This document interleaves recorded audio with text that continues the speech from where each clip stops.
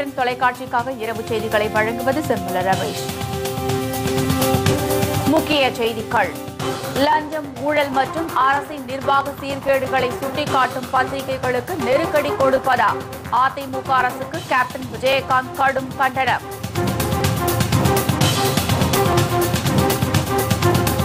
தமிழகத்தின் வளர்ச்சியை 20வது இடத்திற்கு கொண்டு சென்றதுதான் ஜெயலலிதா அரசின் 5 ஆண்டு சாதனை. கேப்டன் விஜயகாந்த் விமர்சனம்.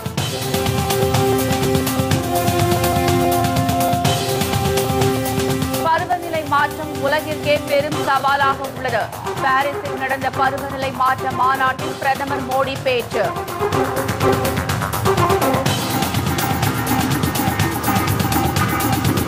சகிப்புத்தன்மை விவகாரம் குறித்து நாடாளுமன்ற இரு அவைகளிலும் காரசார விவாதம். எதிர்க்கட்சிகள் கடும் அமளியில் ஈடுபட்டதால் மக்களவை அடுத்தடுத்து 4 முறை ஒத்திவைப்பு.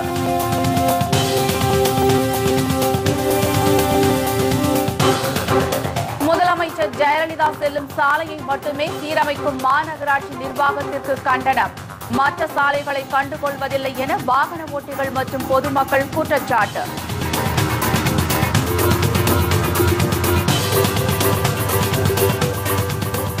விரிவான செய்திகள். ஆட்சியில் நடைபெறும் லஞ்சம், ஊழல், முறைகேடுகள் மற்றும் நிர்வாக சீர்கேடுகளை சுட்டிக்காட்டும் பத்திரிகைகள் மீது எமர்ஜென்சி காலம் போன்று நெருக்கடி கொடுக்கும் அதிமுக அரசிற்கு கேப்டன் கடும் கண்டனம் தெரிவித்துள்ளார். மேலும் தமிழகத்தின் வளர்ச்சியை 20வது இடத்திற்கு பின்னோக்கி கொண்டு சென்றதுதான் முதலமைச்சர் ஜெயலலிதாவின் 5 ஆண்டு ஆட்சியின் வேதனை என அவர் விமர்சித்துள்ளார். இது தொடர்பாக அவர் வெளியிட்டுள்ள அறிக்கையில், தமிழகத்தை முதன்மை மாநிலமாக மாற்றுவேன் என்று சட்டமன்றத்திலும் தேர்தல் பிரச்சாரத்திலும் வாய்க்கிழிய பேசிய முதலமைச்சர் ஜெயலலிதா இந்தியா டுடே பத்திரிகையின் ஆய்வு குறித்து மௌனம் சாதிப்பது ஏன் என்று கேள்வி எழுப்பியுள்ளார். கடந்த காலங்களில் தனக்கு சாதகமாக வந்த பத்திரிகைகளின் ஆய்வுகள் குறித்து சட்டமன்றத்தில் பெருமை பேசியவர் தற்போது இதை ஏற்றுக்கொள்ள மறுப்பது ஏன் என வினவியுள்ள கேப்டன், அதிமுக அரசின் மோசமான செயல்பாடுகள் குறித்து வெளிவந்துள்ள செய்திகளின் மூலம் தமிழகம் அனைத்து துறைகளிலும் மிகவும் பின்தங்கியுள்ளது என்பது வெட்ட வெளிச்சமாக தெரிய வந்துள்ளதாக தெரிவித்துள்ளார். சுமார் 15 ஆண்டு காலமாக தமிழகம் உள்ளிட்ட பல்வேறு மாநிலங்களின் வளர்ச்சி குறித்து ஆய்வு செய்து வந்த இந்தியா டுடே பத்திரிகை தற்போது தமிழகத்தின் வளர்ச்சி குறித்து வெளியிட்டுள்ள துறை வாரியான ஆய்வில் வேளாண் துறை 21வது இடத்திற்கும், கல்வித்துறை 13வது இடத்திற்கும், உள்கட்டமைப்பு வசதி 17வது இடத்திற்கும் தள்ளப்பட்டு ஒட்டுமொத்த மாநிலங்களின் வளர்ச்சியில் இந்திய அளவில் தமிழகம் 20வது இடத்திற்கு பின்தங்கி சென்றுவிட்டதாக கூறியுள்ளதை அவர் எடுத்துக் காட்டியுள்ளார். இதுபோன்ற உண்மைகளை பத்திரிகைகள் வெளிக்கொணரும் போது அதை ஏற்றுக்கொள்ள மனம் இல்லாமல் அதன் மீது அவதூறு வழக்குகளை தொடர்ந்து பத்திரிகைகளை அடக்கி ஒடுக்க அதிமுக அரசு நினைப்பதாக கேப்டன் குற்றம் சாட்டியுள்ளார்.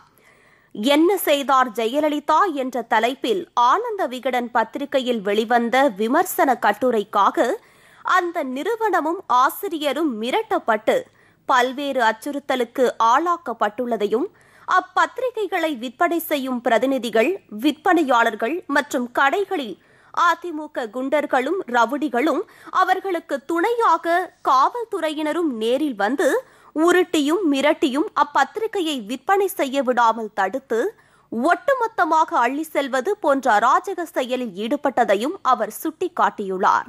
மேலும் ஆனந்த விகடன் பத்திரிகையின் முகநூல் பக்கத்தை இயங்க விடாமல் தடை செய்யப்பட்டுள்ளதாகவும், இதற்கெல்லாம் அரசியல் காரணமாக இருக்கலாம் என்று அப்பத்திரிகை நிறுவனம் குற்றம் சாட்டியுள்ளதை கேப்டன் நினைவு கூர்ந்துள்ளார். தினமலர், ஆனந்த விகடன் பத்திரிகைகளை பறிமுதல் செய்த அதிமுகவினர் அகில இந்திய அளவில் முன்னணி பத்திரிகையான இந்தியா டுடே பத்திரிகையை விட்டு வைத்திருப்பது ஏன் என்பது $1,000,000 கேள்வி என கூறியுள்ளார்.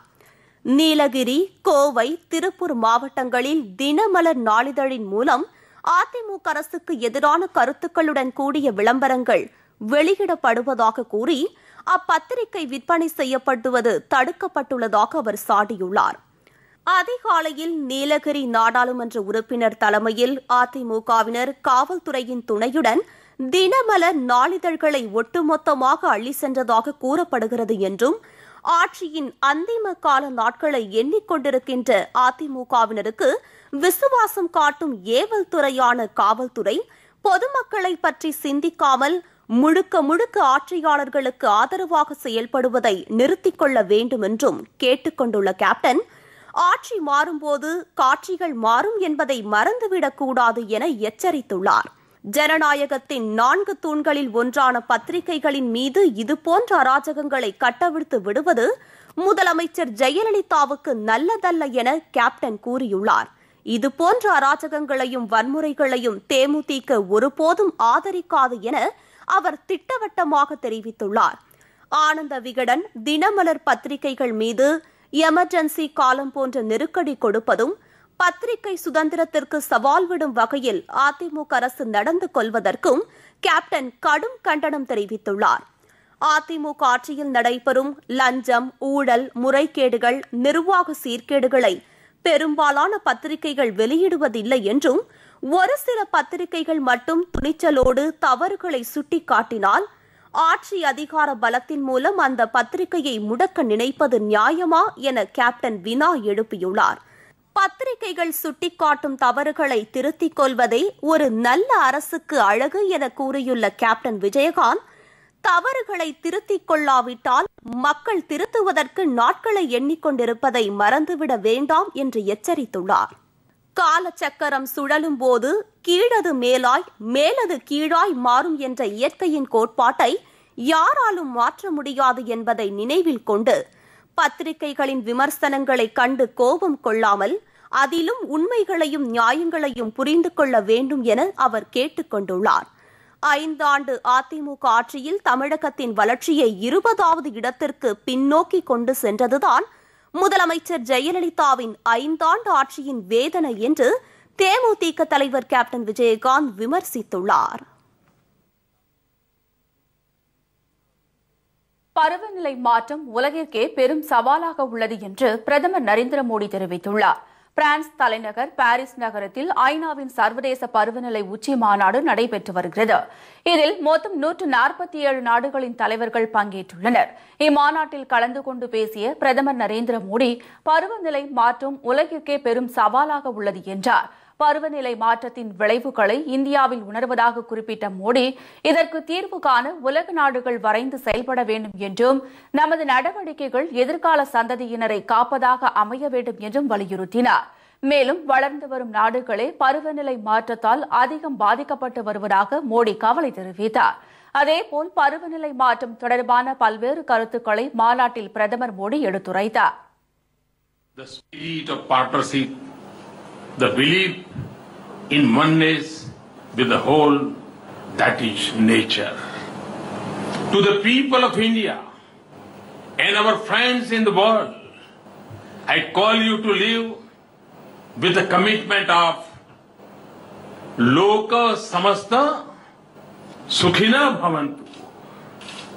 The desire of well-being should include our planet, our nature, all countries and the entire humanity. முன்னதாக பல்வேறு நாடுகளின் தலைவர்களை பிரதமர் மோடி சந்தித்து பேசினார். அத்துடன் பாகிஸ்தான் பிரதமர் நவாஸ் ஷெரீப், பிரான்ஸ் அதிபர் ஹோலண்டே, இலங்கை அதிபர் மைத்ரிபால சிறிசேனா, பொலிவிய அதிபர் ஈவோ மொரலேஸ் உள்ளிட்ட பல நாட்டு தலைவர்களையும் அவர் சந்தித்து பேசினார். இந்த மாநாட்டின் லாபி அறையில் பாகிஸ்தான் பிரதமர் நவாஸ் ஷெரீப்புடன் கைகுலுக்கிய பிரதமர் மோடி சிறிது நேரம் இருவரும் தற்போதைய அரசியல் நிலைமைகள் குறித்து உரையாடினர். இந்த சந்திப்பு முக்கியத்துவம் வாய்ந்ததாக கருதப்படுகிறது.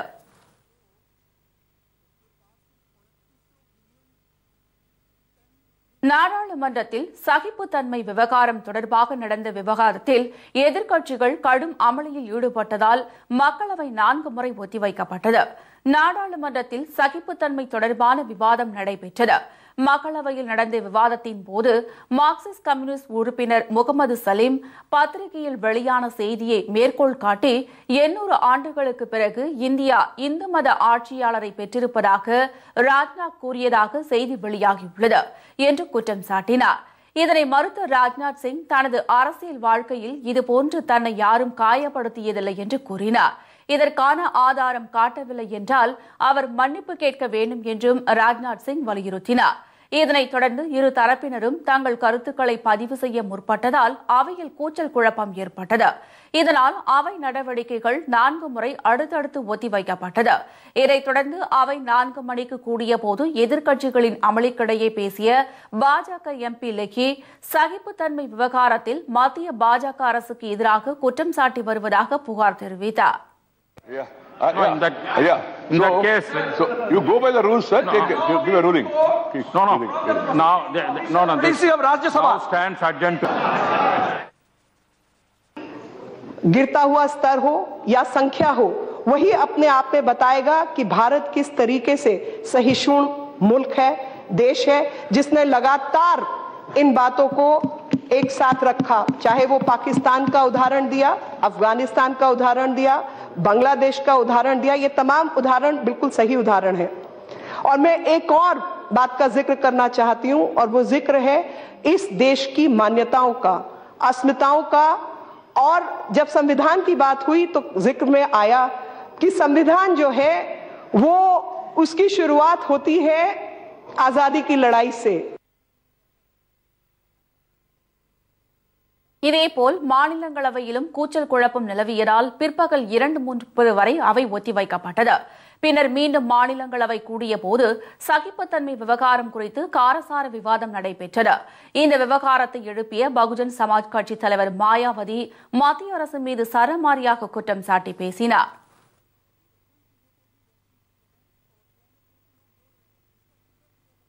சென்னை மாநகராட்சி நிர்வாகம் முதலமைச்சர் ஜெயலலிதா செல்லும் சாலைகளை மட்டுமே சீரமைப்பதாகவும் மற்ற சாலைகளை கண்டுகொள்வதில்லை என்றும் வாகன ஓட்டிகள் மற்றும் பொதுமக்கள் குற்றச்சாட்டு தெரிவித்துள்ளனர்.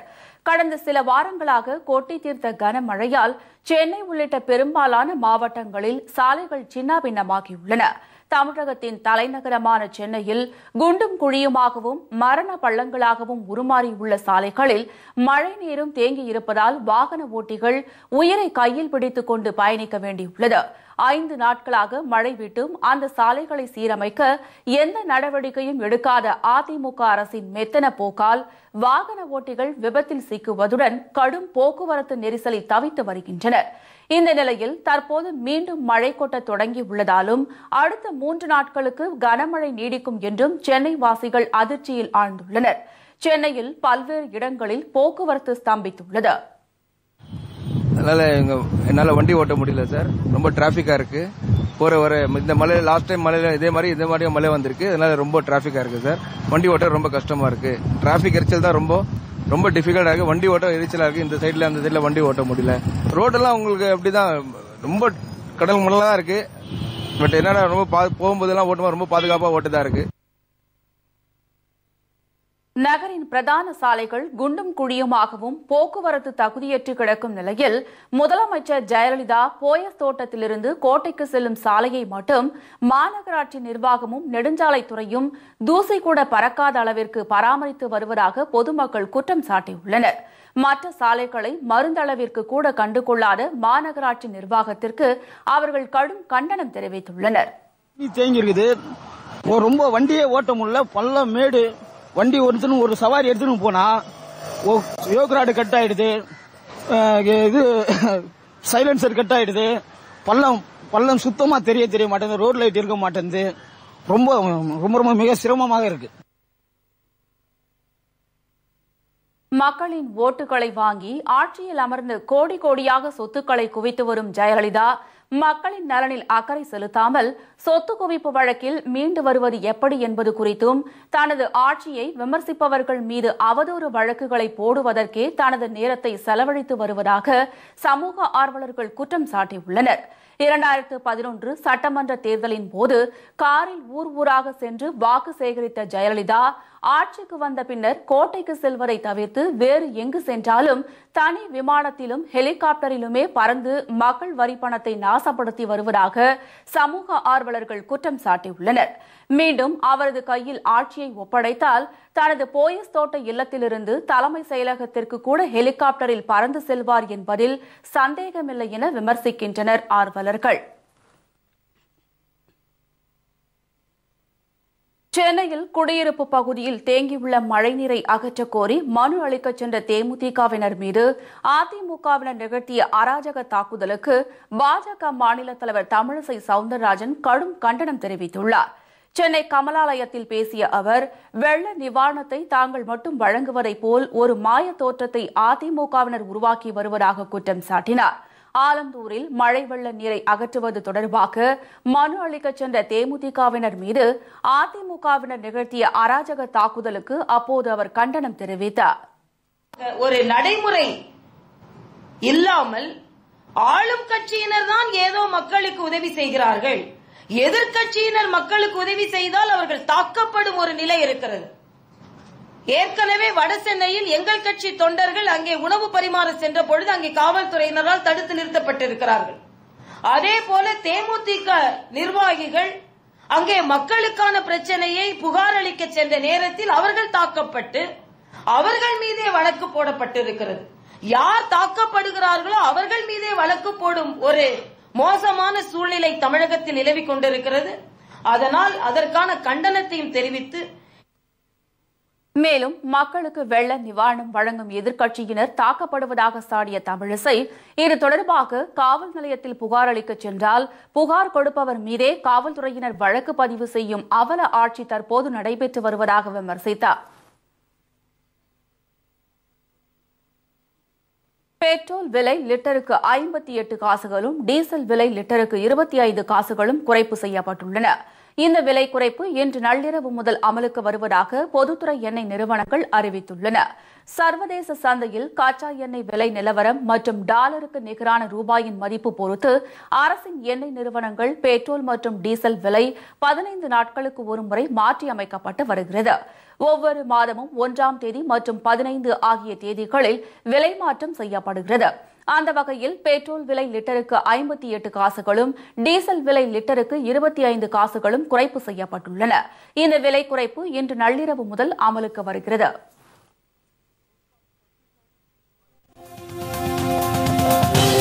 எதற்கெடுத்தாலும் அவதூறு வழக்கு தொடர்வதா என ஜெயலலிதா அரசுக்கு உச்சநீதிமன்றம் கண்டனம். கேப்டன் மீது தொடரப்பட்ட அவதூறு வழக்கு குறித்து 2 வாரத்தில் பதிலளிக்க உத்தரவு.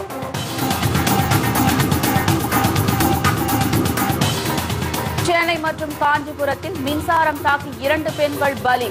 மின் வாரியத்தின் அலட்சியமே காரணம் என உறவினர்கள் குற்றச்சாட்டு. மற்றும் பல செய்திகள்.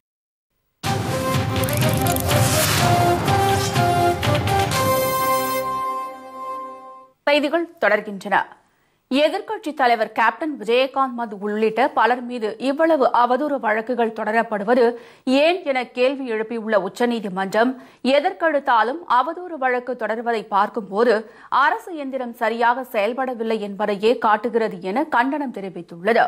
தேமுதிக தலைவரும் தமிழக எதிர்க்கட்சித் தலைவருமான கேப்டன் விஜயகாந்த், திருமதி பிரேமலதா விஜயகாந்த் மற்றும் கட்சியின் 3 எம்எல்ஏக்கள் மீது தமிழக அரசு பல்வேறு அவதூறு வழக்குகளை தாக்கல் செய்துள்ளது. இந்த வழக்குகளை தள்ளுபடி செய்ய கோரி கேப்டன் சார்பில் வழக்கறிஞர் GS மணி உச்சநீதிமன்றத்தில் வழக்கு தொடர்ந்தார். இந்த மனு இன்று விசாரணைக்கு வந்தபோது தமிழகத்தில் ஏன் இவ்வளவு அவதூறு வழக்குகள் தொடரப்பட்டுள்ளன என கேள்வி எழுப்பிய நீதிபதிகள், அரசின் செயல்பாடுகளை விமர்சிப்பதுதானே எதிர்க்கட்சித் தலைவரின் பணி என அதிமுக அரசுக்கு கூட்டு வைத்தனர். எதற்கெடுத்தாலும் அவதூறு வழக்கு தொடர்வதை பார்க்கும்போது அரசு எந்திரம் சரியாக செயல்படவில்லை என்பதையே காட்டுகிறது என நீதிபதிகள் காட்டமாக கூறினர். பின்னர் கேப்டன் விஜயகாந்த் மீதான அவதூறு வழக்குகள் குறித்து தமிழக அரசு 2 வாரத்தில் பதிலளிக்க வேண்டும் என்று நீதிபதிகள் உத்தரவிட்டனர். அவதூறு வழக்குகளை எவ்வளவுக்கு எவ்வளவு அரசியல் தலைவர்கள் மேலும் இல்லை என்றால் இந்த அரசாங்கத்தை யார் யாரெல்லாம் விமர்சனம் செய்கிறார்களோ, குறிப்பாக கேப்டன் விஜயகாந்த் அவர்களாக இருக்கட்டும், காங்கிரஸ் கட்சியின் மாநில தலைவர் EK சிலங்கோ அவர்களாக இருக்கட்டும், இந்த அரசாங்கத்தில் செய்கின்ற இந்த அமைச்சர்கள் செய்கின்ற ஊழல்களை எப்பொழுதெல்லாம் மக்களுக்கு வெளிப்படுத்துகிறார்களோ, பத்திரிகைகள் மூலமாக வெளிப்படுத்துகிறார்களோ, அப்பொழுதெல்லாம் அவதூறு வழக்குகள் பாய்கின்றது. மூத்த வழக்கறிஞர்கள் எல்லாம் ஆர்கியூ பண்ணியிருக்காங்க. அதை பேஸ் பண்ணி அந்த வழக்கில் ஒரு ஆர்டர் ரிசர்வ் பண்ணியிருக்காங்க. இன்றைய பொறுத்தவரையும் உச்சநீதிமன்றத்தில் ஒரு வழக்கு வரும்போது என்ன கருத்து நீதி அரசர்கள் உச்சநீதிமன்ற உச்சநீதிமன்ற நீதியரசர்கள் தெரிவித்திருக்கார்கள் என்றால், ஆட்சியாளர்கள் மக்கள் பேசுகின்ற கருத்தாக இருக்கட்டும், இல்ல எதிர்க்கட்சி தலைவர்களாக இருக்கட்டும், இல்ல மற்ற கட்சி அரசியல் கட்சியை சார்ந்த தலைவர்கள் செய்கின்ற விமர்சனத்தை பொறுத்து கொண்டு ஜனநாயக ரீதியாக அதை ஏற்றுக்கொண்டால் என்ன, ஒருவேளை தவறு செய்திருந்தால் அதை திருத்திக் கொள்ளலாமே என்ற ரீதியில்தான் உச்சநீதிமன்ற நீதிபதிகள் கருத்து தெரிவித்திருக்கிறார்கள். கல்பாக்கம் அருகே மின்கம்பி அறுந்து விழுந்ததில் நடந்து சென்ற பெண் ஒருவர் மின்சாரம் தாக்கி உயிரிழந்தார். மேலும் அங்கிருந்த கறவை மாடு ஒன்று மின்சாரத்தில் பாய்ந்து பலியானது. காஞ்சிபுரம் மாவட்டம் கல்பாக்கம் அடுத்துள்ள தென்பட்டினம் கிராமத்தில் வசித்து வந்தவர் மல்லிகா. இவர் வீட்டின் அருகே சாலைகளில் தேங்கி நின்ற மழை நீரில் நடந்து அங்குள்ள கடைக்கு சென்றதாக கூறப்படுகிறது.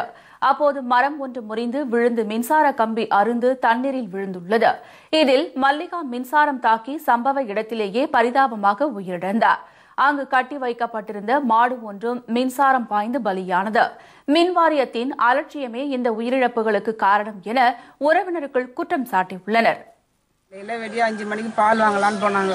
மரம் சாஞ்சி மழையில ஊத்துல ஊறி காத்தடிச்சு அந்த மரம் வந்து அந்த ஒயர் மேல சாஞ்சி விழுந்து ஃபுல்லா அந்த ஒயர் அறுத்துன்னு விழுந்து இவங்க பார்க்காத போயிட்டு அந்த ஒயர் வந்து அவங்க மேல தாக்கி அங்கேயே அந்த ஸ்பாட்லயே போயிட்டாங்க. மாடு கூட செத்து போயிடுச்சுங்க. ஃபுல்லாங்க தண்ணி, மழை தண்ணி. அங்க யாருமே வந்து எதுவுமே பண்ணவே இல்லை. வந்து பாத்துட்டு போனாங்களா கண்டி அந்த மழை தண்ணி யாரும் வெளியே எடுக்கவே இல்லைங்க. அப்படியே இருந்ததுங்க அந்த தண்ணி. எந்த நடவடிக்கையும் எடுக்கல. மின்சாரம் பாய்ந்து மூதாட்டி மற்றும் மாடு பலியான சம்பவம் அக்கிராம மக்களை பெரும் சோகத்தில் ஆழ்த்தியுள்ளது. இதேபோல் சென்னை வியாசர்பாடியில் அறுந்து விழுந்து கிடந்த மின்கம்பியை மிதித்த பெண் ஒருவர் பலியானார். தரமற்ற முறையில் கொள்முதல் செய்யப்படும் மின்கம்பி மற்றும் மின்கம்பங்கள் மழை காற்றுக்கு தாக்குப்பிடிக்க முடியாமல் பல்வேறு இடங்களில் அறுந்து விழுந்து உயிரை காவு வாங்கி வருவதாக தொடர்கதையாக உள்ளது.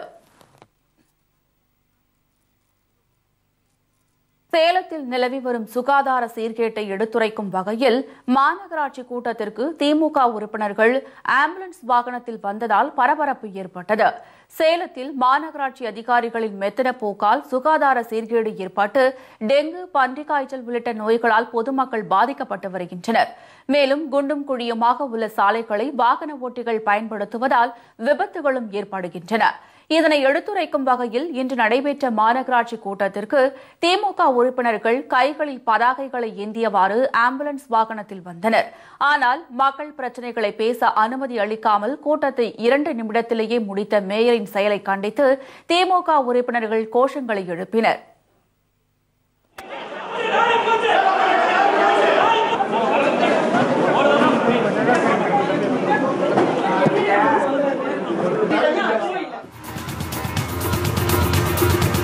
பந்து வீச்சாளர்களுக்கான சர்வதேச தரவரிசை பட்டியல் வெளியிட்டது ICC. 2வது இடத்திற்கு முன்னேறினார் தமிழக கிரிக்கெட் வீரர் அஸ்வின். விவரம் இடைவெளி.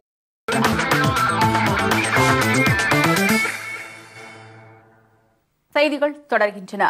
ICCயின் பந்துவீச்சு தரவரிசையில் இந்திய வீரர் அஸ்வின் 2வது இடத்திற்கு முன்னேறியுள்ளார்.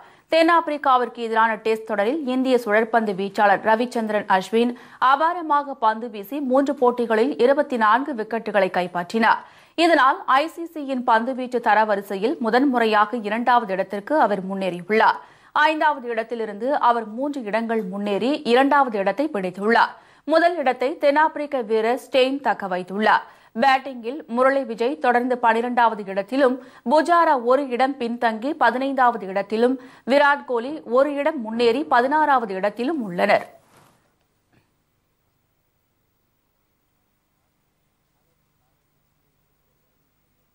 இத்துடன் செய்திகள் நிறைவடைகின்றன. மீண்டும் செய்திகள் இரவு 10 மணிக்கு. செய்திகளை உள்ளது உள்ளபடி உடனுக்குடன் தெரிந்து கொள்ள நமது கேப்டன் நியூஸ் தொலைக்காட்சியை பாருங்கள்.